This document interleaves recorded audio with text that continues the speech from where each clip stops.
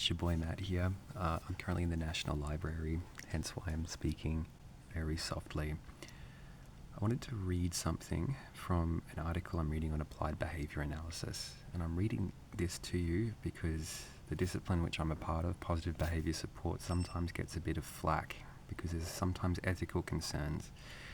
What I do is that I train a person support network to be able to assist a person who's doing something which hurts themselves or other people, to not do that. And it's called a positive behaviour support because we're assisting them. Like that person has human rights. We're not trying to control or dominate them. Unless you work for Donald Macaskill. But that's a different story. So I'm going to read what some of the ethical guidelines that we have in the discipline, and there is so much ethics. Like we have so many laws. We have to be very hyper aware of a person's civil rights, because when we're working towards changing someone's behaviour, we're kind of influencing everyone in their network. And what that means is that we end up creating a world for them where those bad behaviours don't need to be used to get what they need. But it also means that there's sort of a limitation on their freedom, because in a way that if it's done badly, we end up controlling everyone on their network to control them. And that is horrifying to be on the receiving end of. So I'll read this little part of the article. So some preliminary concerns.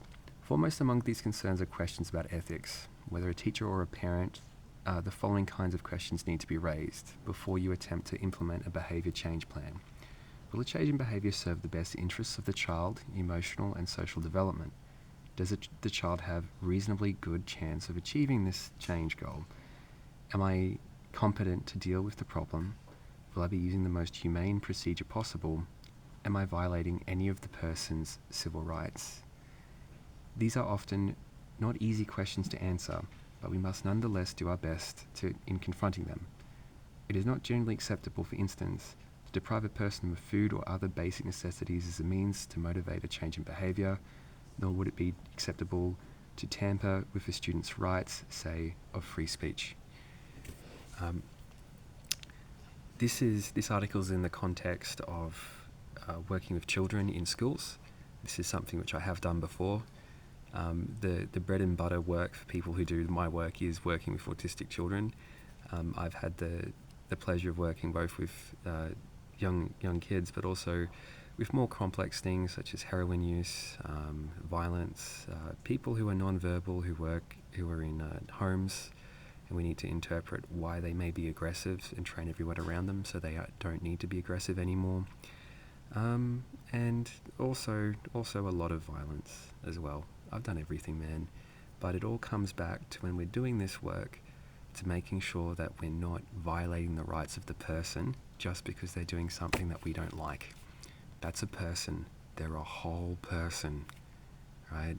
And their emotional well-being is going to be affected by the work of the therapist. And they're in a very vulnerable position.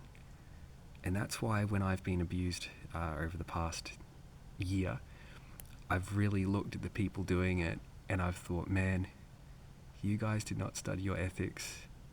Like you guys do not have the same bearing that I do.